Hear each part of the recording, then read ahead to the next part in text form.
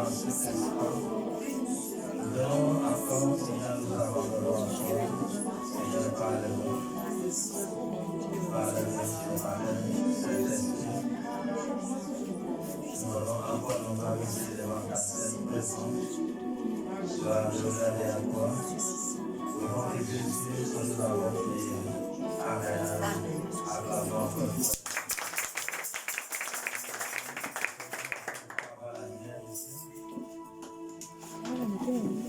Sécurité.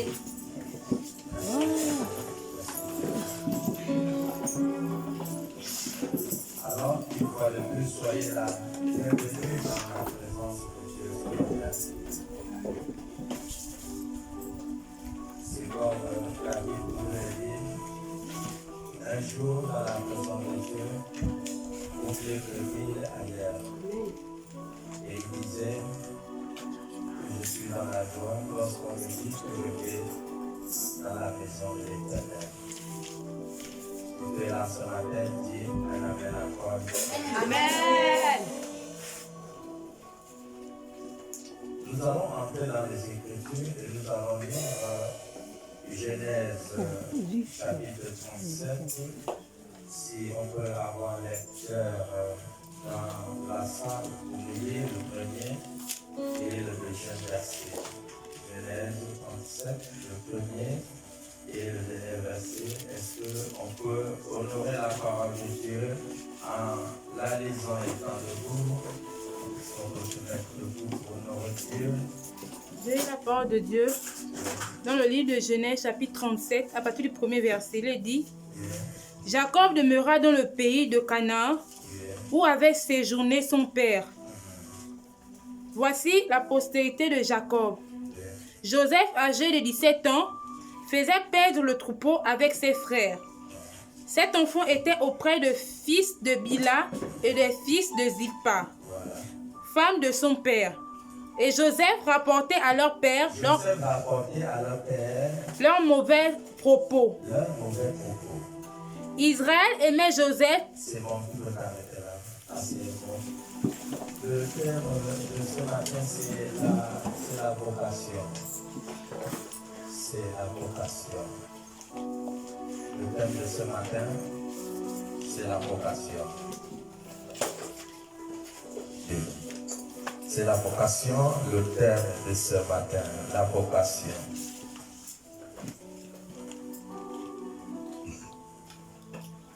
Alors tu dois savoir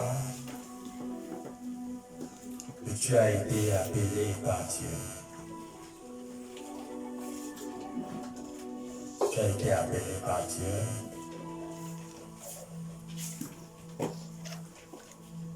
Jésus est venu sur la terre pour appeler les fils de Dieu et les filles de Dieu. Tu as été appelé par Dieu. Et un jour, tu seras devant le trône de Dieu et tu devras rendre compte par rapport à ton appel. Nous tous, nous avons été appelés par Dieu. Nous parlons sur la vocation. La Bible nous dit que Joseph aussi était dans le plan de Dieu. Et Joseph avait un grand appel. L'appel de Joseph était tellement grand.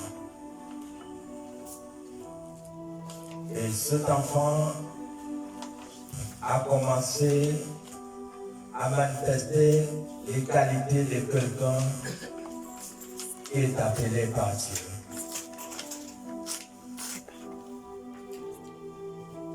Est-ce que tu te rends compte que quand on appelle, ta vocation a des liens avec le plan et le programme de Dieu?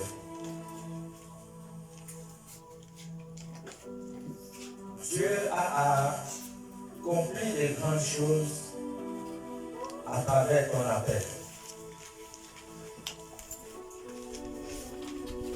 Tu dois accomplir beaucoup de choses à travers ton appel. Et tu dois répondre présent à ton appel. Pour que Dieu puisse accomplir son plan à travers ton engagement, à ton appel, à ta vocation. Joseph, la Bible nous dit que il était quelqu'un qui était bien. Et à chaque moment que ses frères posaient des mauvaises actions, il fallait rapporter à son père des mauvaises actions. À chaque moment, plutôt que les frères de Joseph posaient des mauvaises actions, Joseph allait rapporter les mauvaises actions de leur frère auprès de son père, Jacob. Est-ce que nous voyons? Quand tu es appelé par Dieu,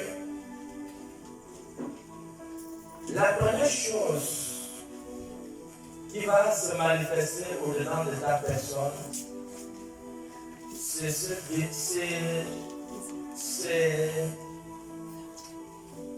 cette qualité de vérité et de justice au-dedans de ta personne.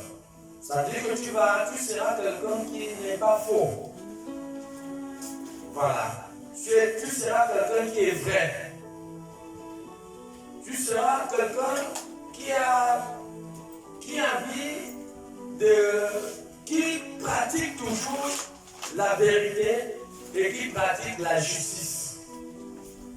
Et si nous voyons le comportement de Joseph, nous voyons que si Joseph venait auprès de son père pour rapporter les mauvaises actions de leur frère, ça veut dire que Joseph n'aimait pas voir le mal que leur frère faisait. Joseph n'aimait pas voir ça. Donc la première chose qui caractérise une vocation, c'est la sincérité, la vérité et la justice. Tous ceux qui sont appelés par Dieu doivent manier, tous ceux qui sont appelés à répondre à leur appel. Tous ceux qui sont appelés à répondre à leur appel ont cette qualité. La sincérité, la vérité et la justice. Quand tu es prêt à répondre l'appel de Dieu, alors tu verras ces qualités au-dedans de toi. Tu n'aimeras pas voir ce qui est mauvais à tes yeux. Tu n'aimerais pas voir ce qui est faux. Si tu es appelé par Dieu et que tu admets la fausseté ou que tu vis la fausseté, tu es pur et simplement en train de dire non à ta vocation. Tu es en train de dire non à ta vocation.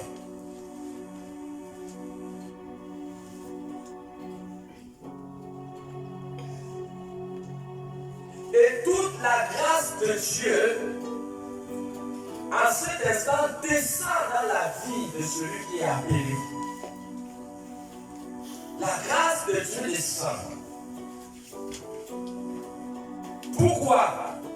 Parce que quelque part, tu as compris que tu es appelé par Dieu. Il n'était nulle part dit que c'est Joseph. C'est Joseph qui devait être celui qui devait soutenir la famille. Non, ce n'est pas écrit nulle part. Mais cette grâce est descendue lorsque Joseph a commencé à manifester une vie sincère. Il y a eu une connexion entre Joseph avec le divin. Pourquoi? Parce que Joseph a compris la nécessité qui est appelée de marcher avec Dieu, de répondre à une vocation. Dieu avait besoin de Joseph pour réaliser un certain nombre de choses. Et même Joseph ne savait pas la grande mission que Dieu avait accomplie avec lui. Parce que quand tu es appelé, tu ne peux pas imaginer la grandeur, les grandes choses que Dieu est prêt à accomplir à travers ta sincérité, à travers ton engagement. Tu ne pourras jamais connaître ça au départ. Ce sont des choses qui vont... La grandeur va te surprendre. La grandeur va te surprendre dans la réponse à ta vocation. Quand tu comprends que je suis appelé et que tu es engagé dans l'appel de Dieu, comprends que Dieu a besoin de moi pour accomplir un certain nombre de choses, non seulement dans ma maison, non seulement dans mon quartier, non seulement dans ma ville, non seulement dans ma nation, mais Dieu a accompli des grandes choses aussi à travers moi, dans d'autres nations. Lorsque tu comprends cela et que tu te disposes pour que Dieu puisse exécuter son plan dans ta vie, le divin sera connecté à ta personne. C'est ce qui s'est passé. Quand Dieu a vu que le comportement de Joseph était très différent du comportement de ses frères, alors Dieu est venu, Dieu a donné une vision à Joseph. Il n'était pas dit nulle part de cette vision, que cette bénédiction que le grand-père de Joseph, Isaac, avait transmis dans la vie d'Isaac. Vous voyez, plutôt dans la vie de Jacob, parce qu'Isaac va transmettre la bénédiction dans la vie de Jacob. Il va dire que les peuples soient soumis, que la bénédiction soit en partage. Dans le livre de Genèse, chapitre 27, vous allez trouver l'histoire des dames. Vous allez voir comment Esaïe a transmis la bénédiction dans la vie de Jacob. Alors pourquoi? Même cette bénédiction ne s'est pas accomplie dans la vie de Jacob, mais cette bénédiction a été disposée pour son fils. Voilà. Pour l'un de ses fils, il n'était pas dit Joseph. Voilà. Mais la bénédiction était dans la maison de Jacob. Parce que c'est Jacob, dans la maison de Jacob, oui. Parce que c'est Jacob qui avait reçu la bénédiction. Et effectivement, cette bénédiction devait s'accomplir dans la vie de l'un des 13 enfants. Parce que Jacob avait 13 enfants et Dina qui faisait partie de la 13e personne. Bon, examinons les Écritures. Vous ne verrez nulle part où on a dit que c'est Joseph. Voilà. Mais regardez le comportement de même Dina elle-même. Dina est partie coucher avec Sichem, le fils du prince du pays. Donc, tous les comportements de eux tous n'étaient pas vraiment favorables à Dieu. Est-ce que nous voyons? Donc, comprendre qu'il y a quelque chose de divin, quelque chose de surnaturel. Lorsque tu manifestes des caractéristiques pour répondre à une vocation, la puissance descend du ciel. Vous voyez pourquoi Dieu a donné la vision à Joseph. Et Joseph a vu maintenant dans le son où 11 gerbes de fleurs, ou de, je ne sais pas, oui, s'est prosterné devant lui. Vous voyez, se sont prosternés devant lui. Et Joseph a vu ça dans le songe. Dieu l'a donné une vision.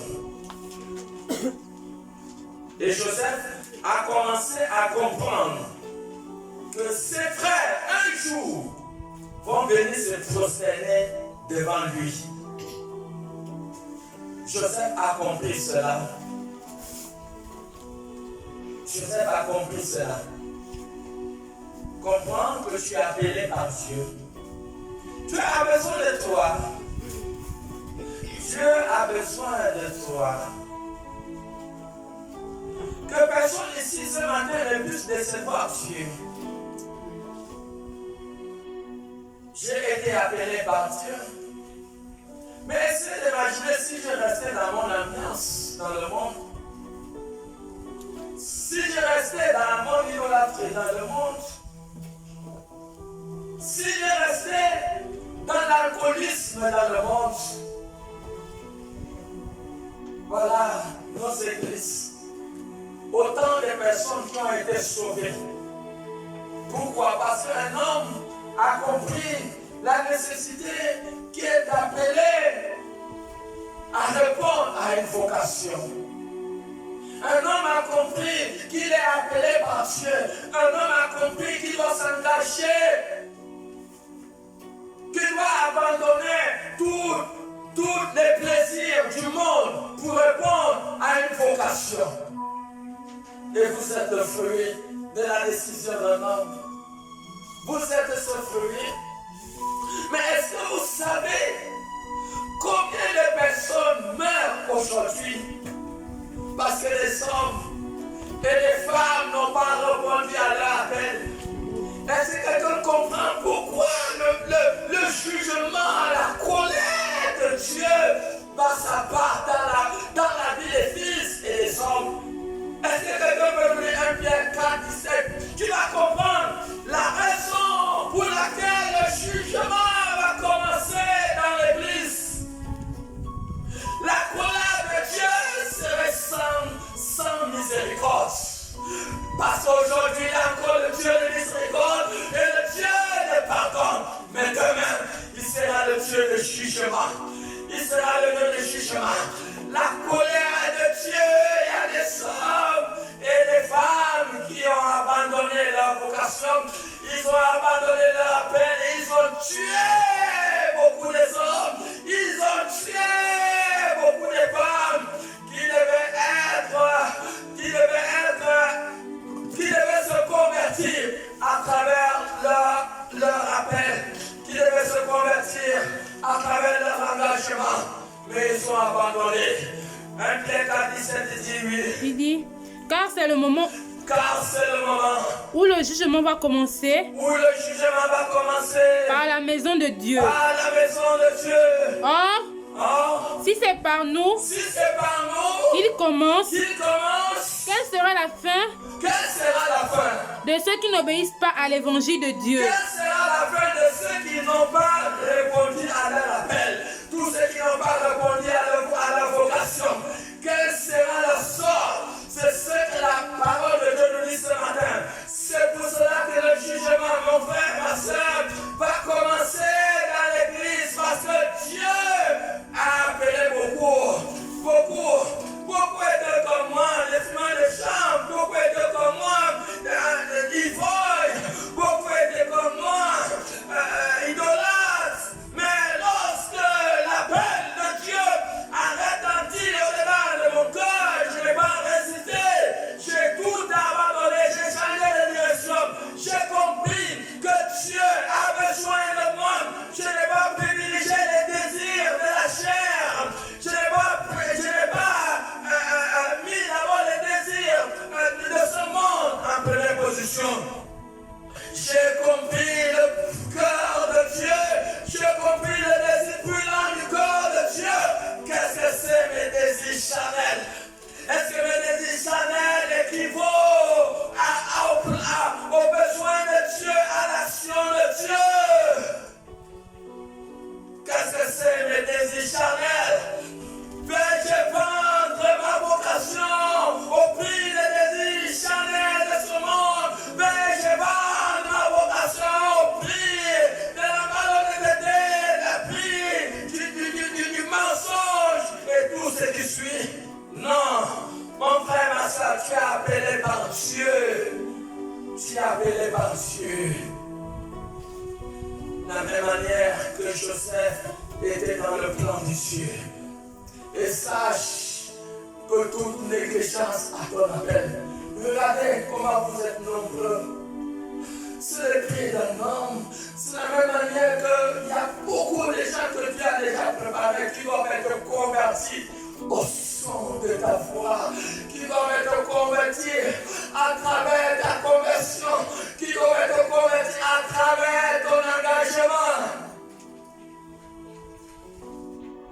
Pourquoi ne pas mettre la volonté de Dieu en première place dans ta vie? Pourquoi pas mettre la volonté de Dieu dans ta vie. Qu'est-ce que nous sommes? Nous ne sommes rien. Nous sommes poussière. Pourquoi retourner à la poussière sans avoir accompli le plan de Dieu? Si tu gagnes quoi, ça te sert à quoi? Ça te sert à quoi de retourner un jour sans avoir accompli le plan divin? Tu n'es pas venu sur cette terre pour ton propre programme. Non, tu n'es pas venu sur cette terre pour ton propre programme. Tu es venu sur le programme de Dieu. Dieu t'a connu, Romains 8, le verset 17. Dieu t'a prédestiné. Il t'a prédestiné. Avant la fin du monde, il te connaissait. Romains 8, le verset 17. Il te connaissait. Oui. Or, si nous sommes enfants, nous sommes aussi héritiers. Nous sommes aussi héritiers. Héritiers de Dieu. Héritiers de Dieu. Et co-héritiers de Christ. Et co-héritiers de Christ. Si toutefois, Oui. nous souffrons avec lui, Oui. afin d'être glorifiés avec lui. Afin d'être glorifiés avec lui. Tu comprends? Tu es dans le programme de Dieu. Dieu t'a prédestiné. Est-ce que tu comprends? Il y a aussi Éphésiens 1, le verset 4. Dieu t'a prédestiné. Dieu t'a prédestiné. Dieu t'a prédestiné. Mon frère, ma soeur. Il t'a prédestiné. Oui. Éphésiens 1, verset 4 dit, en lui, Dieu nous a élus avant la fondation du monde, pour que nous soyons saints et irrépréhensibles devant lui. Oui, continue. Nous ayons prédestinés dans son amour. Il nous a prédestinés dans son amour. À être ses enfants d'adoption. Par Jésus-Christ. Par Jésus-Christ. Selon le bon plaisir de sa volonté. Selon le bon plaisir de sa volonté. Tu as été prédestiné par Dieu. Est-ce que tu vois pourquoi les gens ont des problèmes? Les gens ont des problèmes, c'est parce qu'il y a une déviation de du chemin de la destinée que le Père veut. Si tu as dévié le divin, avant que tu naisses, Dieu t'a connu. Jérémie 1,5 dit qu'il a connu Jérémie. Jérémie n'était pas encore dans le ventre de sa mère. Mais Dieu l'a connu, mais Dieu t'a connu avant que tu naisses. Dieu te connaissait. Avant la fondation du monde, Dieu t'a connu. Et c'est par sa grâce que tu es venu dans ce monde des vivants. Et tu viens dans ce monde des vivants, tu ne viens pas dans ton programme. Tu viens dans le programme de Dieu.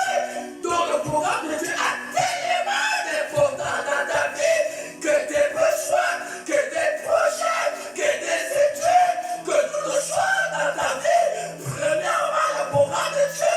Voilà pourquoi Matthieu 6 en toi dit cherche. Il dit cherche premièrement le royaume de Dieu et sa justice. Cherche le plan de Dieu. Cherche ce que Dieu t'a appelé à faire. Cherche le programme de Dieu dans ta vie. Premièrement, cherche le programme de Dieu. Quand tu es dans le programme de Dieu, c'est là que tu auras le succès dans tes études. C'est là que tu auras le succès dans tout ce que tu vas entreprendre. Donc le succès est sur la base de Dieu, sur le chemin divin que Dieu t'a prédestiné. C'est par là que vient la paix. C'est par là que vient le bonheur. Parce que tu es sur le chemin divin que le Seigneur t'a établi. Si tu échoues, si tu dévies le plan divin de Dieu, tu as déjà invoqué un paquet de problèmes dans tout ce que tu vas entreprendre sur cette lamentable terre. Et c'est ça la réalité. C'est ça. Oh God, comment les gens voient l'intérêt, les désirs de la chair, ils sont en train de tuer des multitudes de personnes. Pendant que tu es dans la chair, ton nom à ta vocation détruit des centaines de milliers de personnes. Qu'est-ce que Dieu a prévu sous ton autorité? Et c'est ça le grand malheur.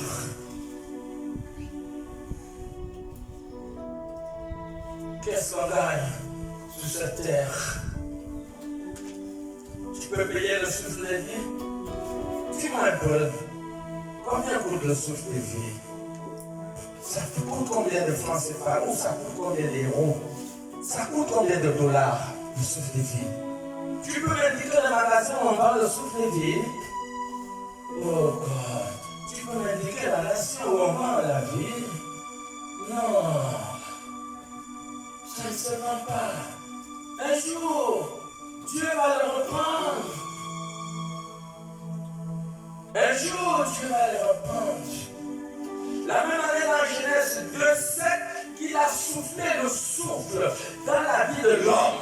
L'homme n'est pas profité de ce souffle. Dieu l'a soufflé dans Genèse 2:7. Vous verrez, c'est la même année que le dernier jour, Dieu viendra. Il va enlever ce souffle. Et tu ne seras rien. Le psaume 146, et c'est un peu de le verset 4. Tu n'es rien. Tu n'es rien, mon frère, ma soeur. Tu n'es rien. Tu n'es rien sans ta vocation. Tu n'es rien. Tu n'es pas considéré dans le ciel sans ta vocation. Tu n'es rien. Et un jour, tu le comprendras. Et je regrette que tu le comprennes lorsque ça serait trop tard. Psaume 56, le verset 4.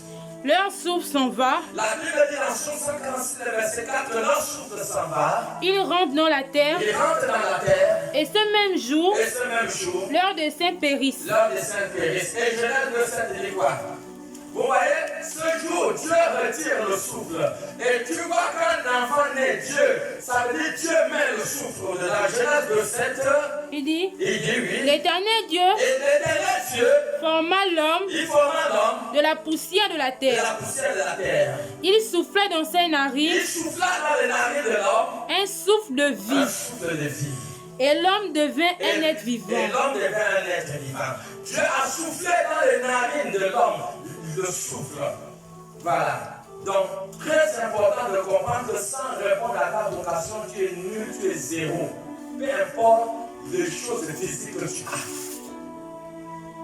Chaque personne a été appelée par Dieu. Sinon, tu ne serais pas venu sur cette terre. C'est regrettable de poursuivre des choses que Dieu va brûler par le feu. Va consulter 2 Pierre 3:7. Tu verras que les plus grandes banques aux États-Unis, Dieu va brûler ça par le feu. Les plus grandes banques dans le monde, Dieu va brûler ça par le feu. Tous les immeubles qui sont sur la terre, Dieu va brûler ça par le feu. Tout sera brûlé. Parce que Dieu va brûler les planètes par le feu. Toutes les planètes qui sont dans l'espace. Dieu va tout brûler. Alors, le monde c'est la vanité.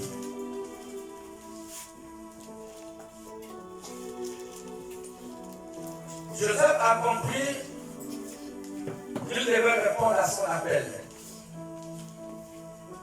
Mais regardez.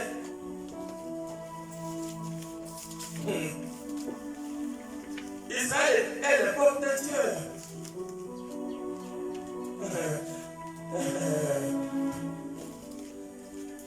Dieu parle à Abraham dans Genèse 15. Le verset 12, il dit, ton peuple ira en captivité dans un pays où ils vont faire 400 ans. Après un temps, je viendrai et je vais les délivrer. C'était dans le plan de Dieu. Et là on est à Abraham, il fallait encore 700 ans. Il fallait 700 ans. Parce que dans Genèse 15, à partir du verset 12, il fallait 700 ans pour que cette parole s'accomplisse. Joseph était encore à 700 ans avant d'arriver dans le monde. Il était peut-être à 600 ans avant d'arriver dans le monde. Mais vous voyez le plan de Dieu. Dieu a placé son plan 700 ans avant que Joseph n'arrive dans le monde. Mais regardez, un si grand plan. Dieu devait susciter son peuple dans un pays appelé l'Égypte. Et c'était là où il devait se former pour aller conquérir les pays de Canaan. Alors, il devait avoir une grande famille et Joseph devait jouer son rôle. Joseph devait jouer son rôle pour amener ce peuple à survivre.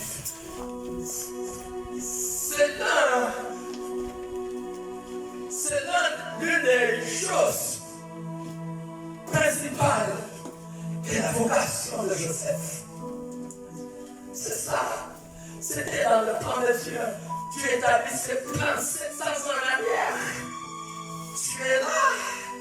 Mais si tu connais que le temps que tu as établi ton programme, peut-être 800 ans avant que tu naisses, mon ami. Un plan que tu as établi 800 ans avant que tu naisses. Et tu vas être l'obstacle au plan de Dieu. Tu vas être l'obstacle au plan de Dieu. Un plan que tu as établi 800 ans avant que tu naisses, que c'est toi qui devais l'accomplir. Et que tu as généré un peuple qui seront sous ta charge.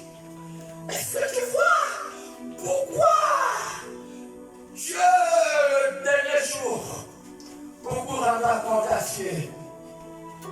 Beaucoup vont rendre compte à Dieu. Beaucoup, ils rendront compte. Ceux qui n'ont pas répondu à la vocation, ils vont rendre compte à Dieu. Ils vont rendre compte. Ils vont rendre compte. Alors, tu dois savoir que quand tu es appelé, la vocation, ce n'est pas facile. La vocation n'est pas facile.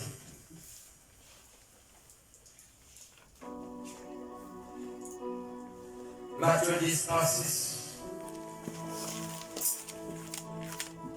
Les Écritures nous disent que l'homme aura premièrement pour ennemi que les... Matthieu 10, 36 dit, et l'homme aura pour ennemi les gens de sa maison. Les gens de sa maison. Tes premiers ennemis de ta vocation, ce n'est pas tes voisins. Ce n'est pas tes voisins. Tendez l'oreille pour écouter. Le diable connaît la dimension de ta grandeur. Il connaît la grandeur de ta vocation.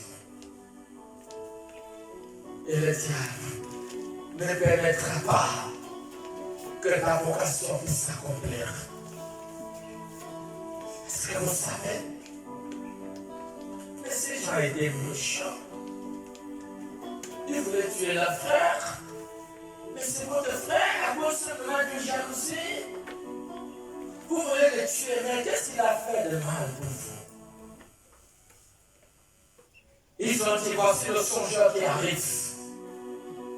Et le tuons-le.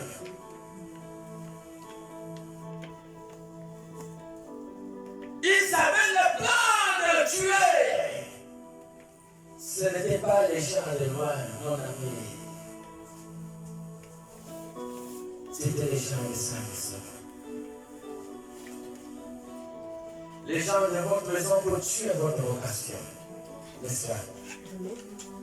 Ce n'est pas quelqu'un de loin, c'est quelqu'un qui a des côtés. Il peut tuer ton appel. On voudrait tuer une vocation. On ne tue pas un visionnaire.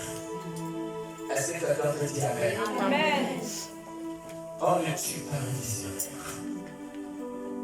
Joseph avait reçu une vision.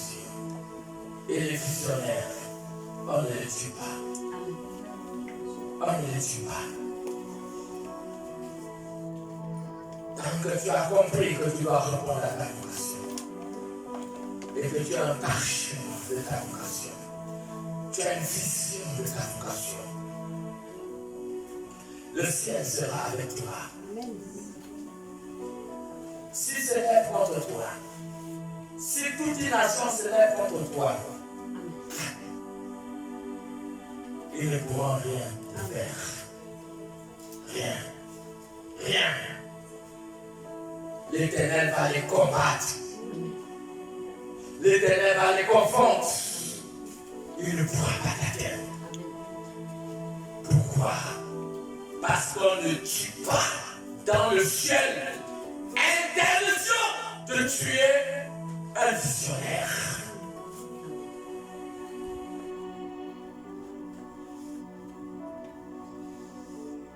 Proverbe 29, le verset 18. On ne tue pas un visionnaire. Proverbe 29, le verset 18. Il dit, quand il n'y a pas de révélation, Quand il n'y a pas de vision, le peuple est sans frein. le peuple est sans frein. Heureux s'il observe la loi. Heureux s'ils observent la loi. Restez sans vision. Ma soeur, tu perds tes freins. Tu connais un brouillé qui est à 120 à l'heure, qui perd ses freins. Tu connais la suite. Tu connais une voiture qui perd les freins, ma soeur. Tu connais la suite, c'est l'accident. Et c'est ça. Les personnes qui n'ont pas de vision sont appelées à faire un accident. Donc ça veut dire qu'ils sont appelés à mourir avant leur temps. Ils sont appelés à mourir avant leur temps parce qu'ils vont faire un accident. Et ce n'est pas n'importe quel accident, c'est un accident mortel. Vous vous souvenez, quand Samson a perdu la vision, il est devenu un moquerie pour les Philistins. Le grand Samson avait une mâchoire d'animal qui pouvait tuer 1000 personnes. Il avait la force d'un lion. Il a tué, je crois, un lion. C'est pas n'importe qui terrasse un lion. Il avait la force de l'Éternel, la force d'Élohim. Il était fort.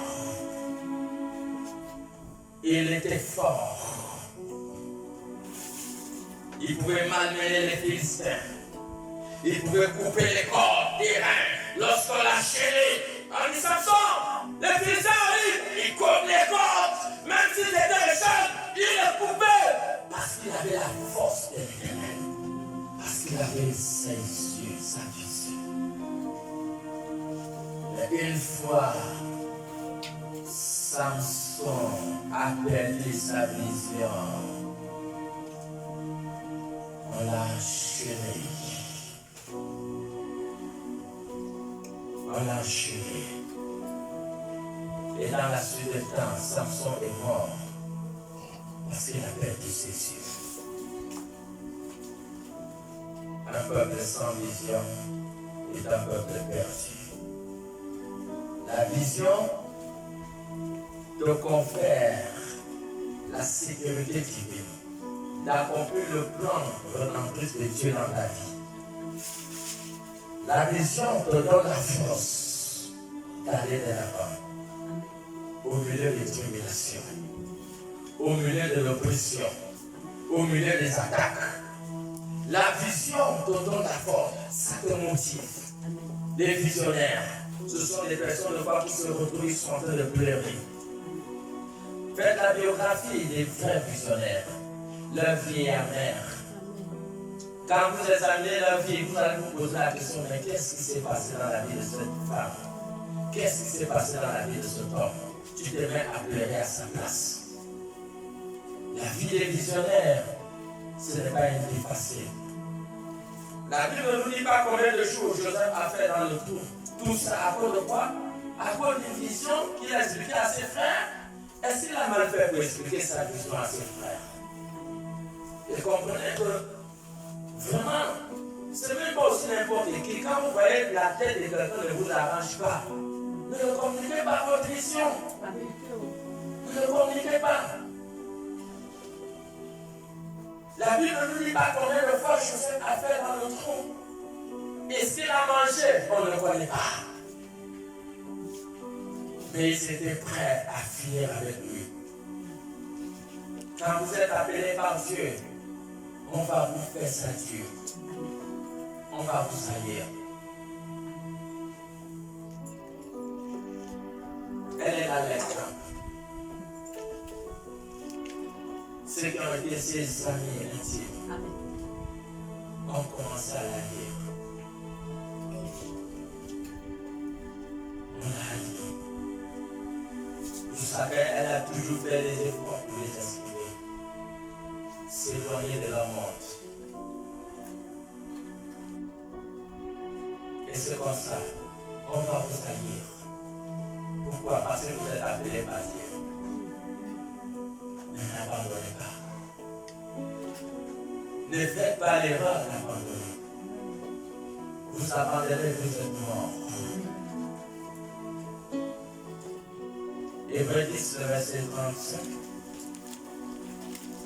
Peu importe la pression, même si c'est ton mari, même si c'est ta femme, même si c'est ton oncle, même si c'est ton frère, ta soeur, ta tante, qui t'haït.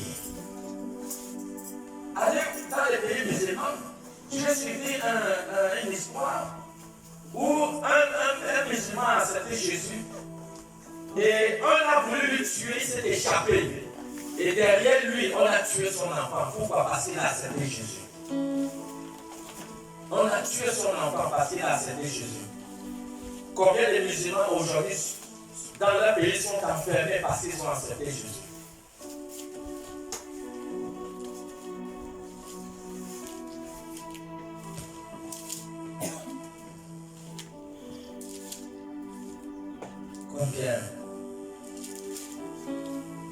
Combien sont enfermés?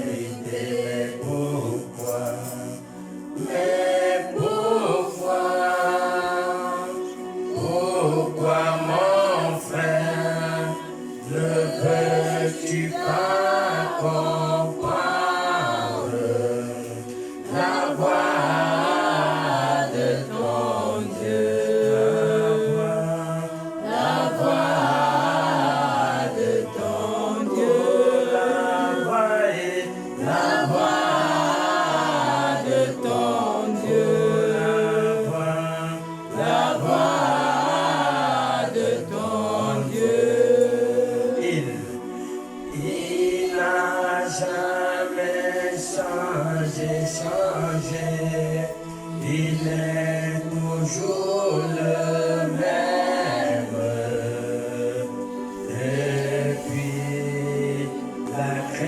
générations, il restera toujours le même. Pourquoi? Mais pourquoi? Pourquoi ma mère ne peux-tu pas comprendre la voix de ton Dieu? La voix de ton Dieu.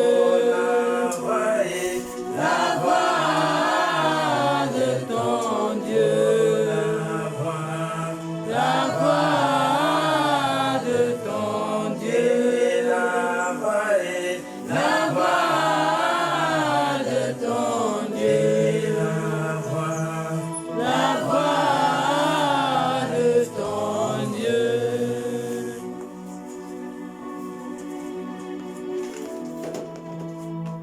Lorsque vous êtes appelés, vous serez rejetés par beaucoup de gens.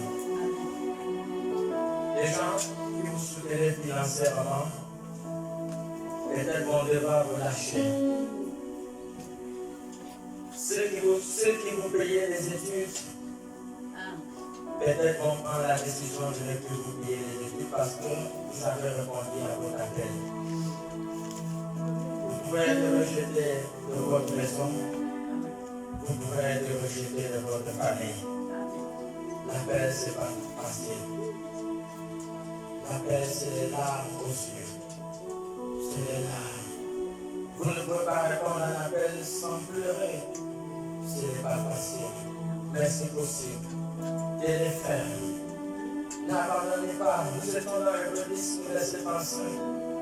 N'abandonnez pas. Hébreux 10, verset 35, oui. Hébreux 10, verset 35, il est dit: n'abandonnez donc pas votre assurance, N'abandonnez donc pas votre assurance, à laquelle est attachée une grande rémunération. à laquelle est attachée une grande récompense. Continuez. Car vous avez besoin de persévérance, Vous avez besoin de persévérer. afin qu'après avoir accompli la volonté de Dieu, Vous devez accomplir votre plan divin.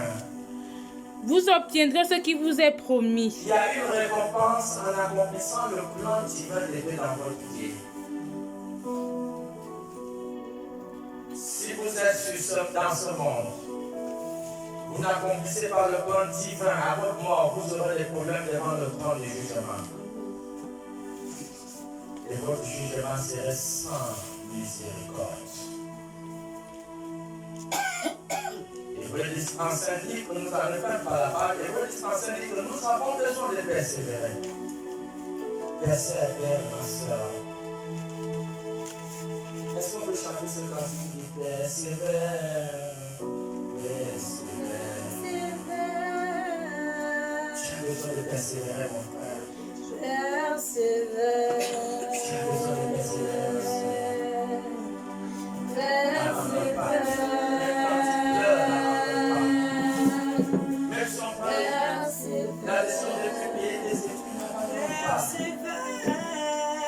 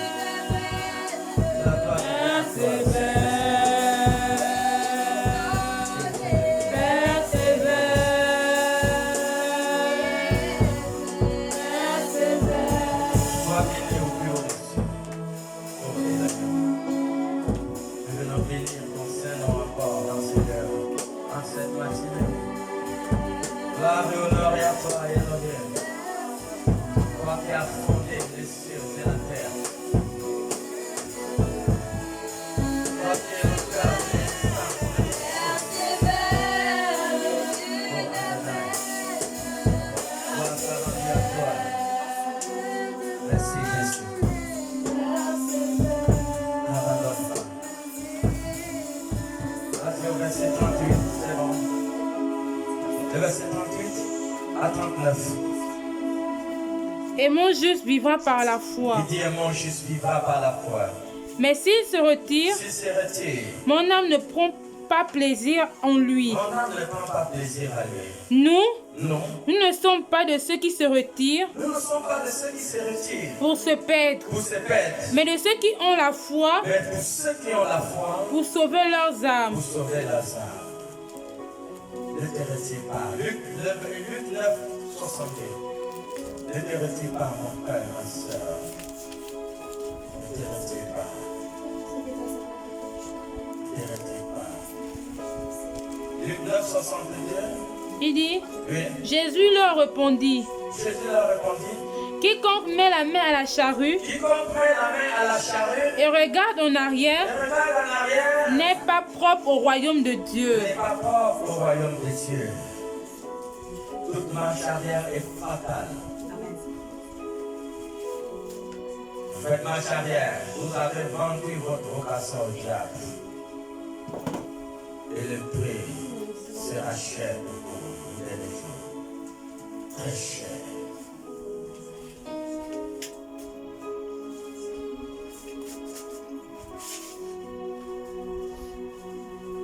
Le diable est là pour nous faire ça Dieu. Ne l'abandonne pas. Quand tu finis de pleurer, il suit tes larmes et continue la marche. C'est Dieu. C'est celle de soutien. Tu pourras vivre les manques comme un pas de nourriture. Le ciel va s'assurer du minimum de survie. Que tu ne périsses pas. Allez là-bas. Il en était pareil avec Joseph. Joseph n'a pas abandonné. Il n'a pas abandonné. Est-ce que quelqu'un comprend?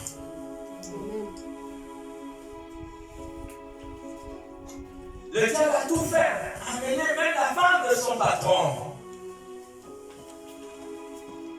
Le diable a amené la femme de Potiphar.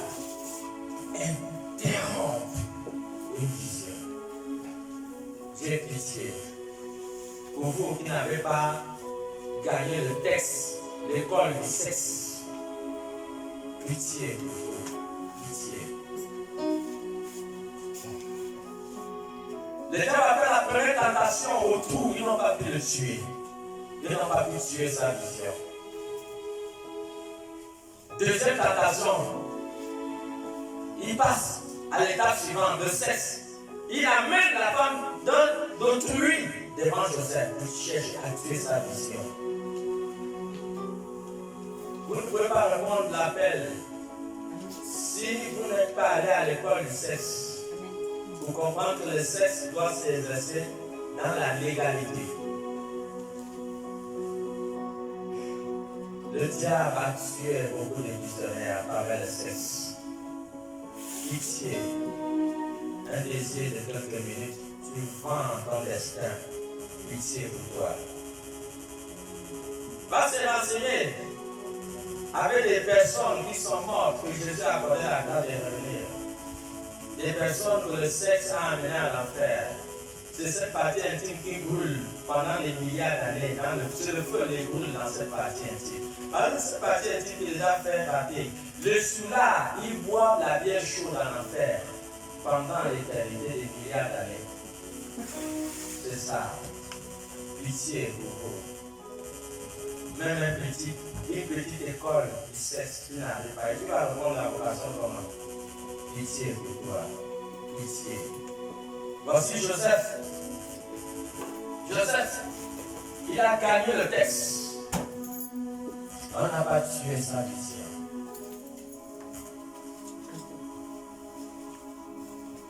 Deuxième tentative a raté.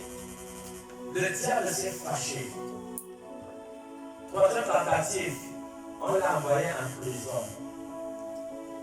Le diable l'a envoyé en prison. Donc, La vocation est succédée par un paquet la nuit, la séduction. Vous ne savez pas combien de personnes, combien de femmes draguent. Mais ils tombent sur le rocher. Alléluia. Parce que moi j'ai gagné le test du sexe depuis des années. J'ai gagné ce test.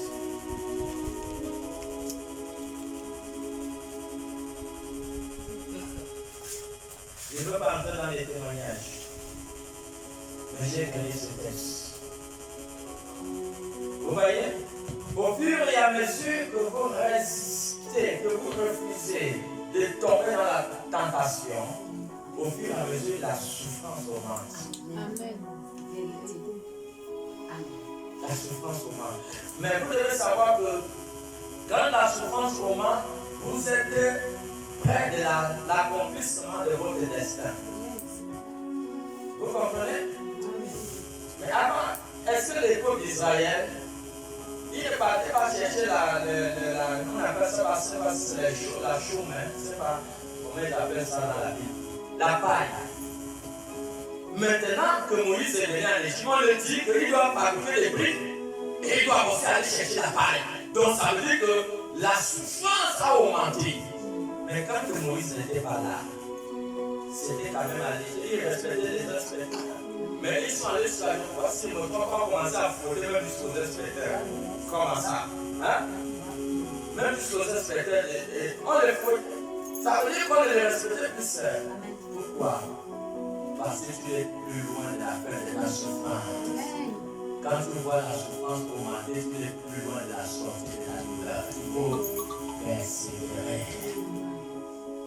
Ce n'est pas le moment qu'il faut abandonner. Ce n'est pas le moment. Le Saint-Esprit vient ce matin pour te dire que toute vocation est précédée de la douleur et de la souffrance. Mais tu vas persévérer. Regardez le niveau où le diable l'a amené en prison. Le diable l'a amené en prison, seul. En prison. Et le pauvre, il a fait combien d'années en prison? Carrément 2 ans. 2 ans. L'apôtre Paul, la plupart des épîtres pauliennes ont été écrites où? La plupart des livres d'apôtre Paul, il a écrit ces livres où? Dans quel lieu? Est-ce qu'il y a des lecteurs de la Bible ici? Il a écrit la plupart des épîtres de Paul ont été écrits où? En prison. Hein? En prison. En prison. C'est pas facile de répondre à l'appel. Voilà pourquoi c'est juste un petit nombre de personnes qui sont qualifiées.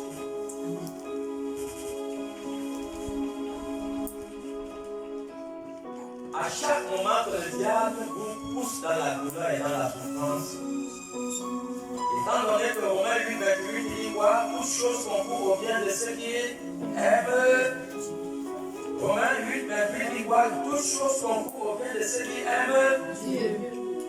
au fur et à mesure que le diable a poussé les prisonniers dans la douleur et dans la souffrance. Alors, les plans de Dieu seront en train de s'accomplir à travers votre douleur et à travers votre souffrance. Parce que c'est en prison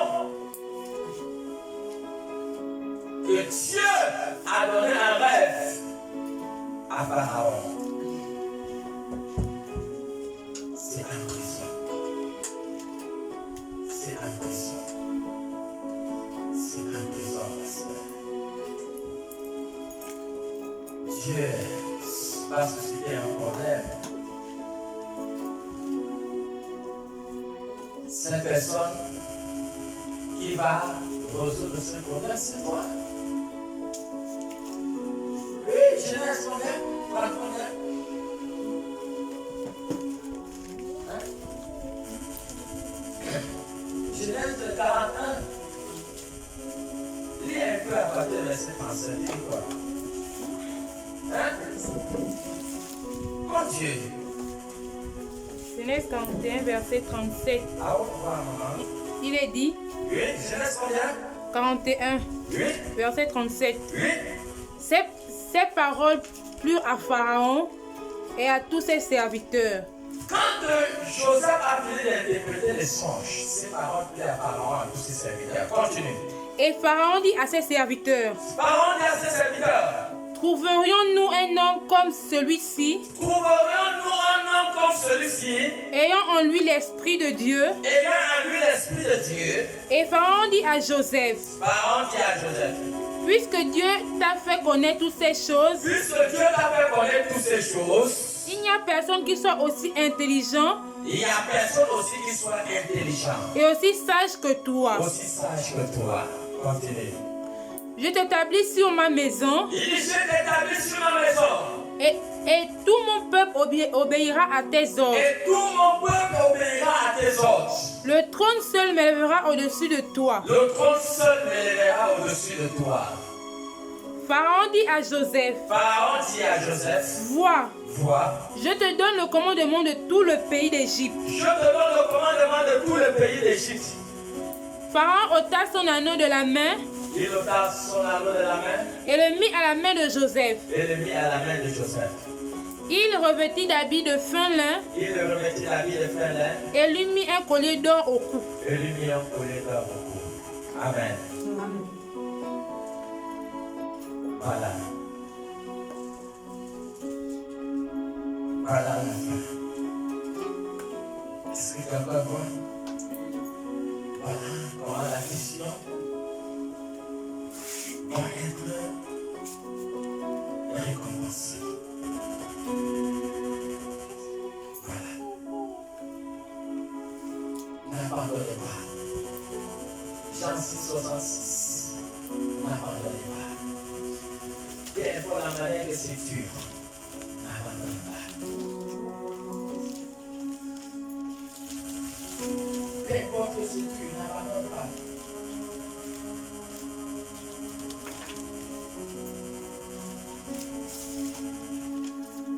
Peu importe la manière que c'est tu n'abandonnes pas.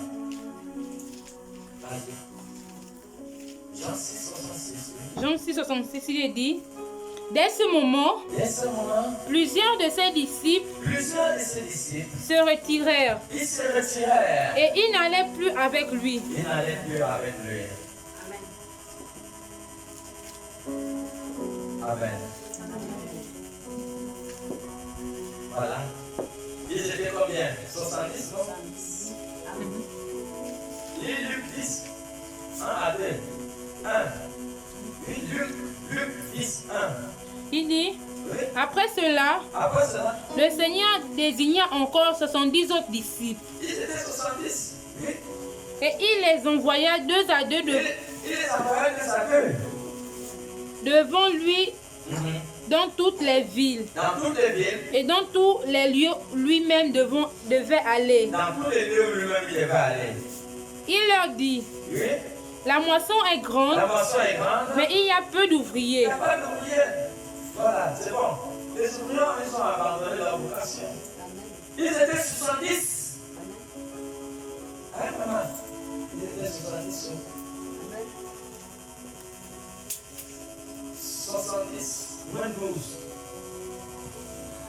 Hein? Il y a combien de disciples qui sont partis? 58, 58. Hein? N'est-ce pas? 58. On dit non, Jésus, nous on n'est pas dedans. Ils sont retournés. Voici ce qu'ils ont raté. Parce que les noms des 12 ont été écrits sur les 12 fondements de la nouvelle Jérusalem céleste. Apocalypse 25, verset 14.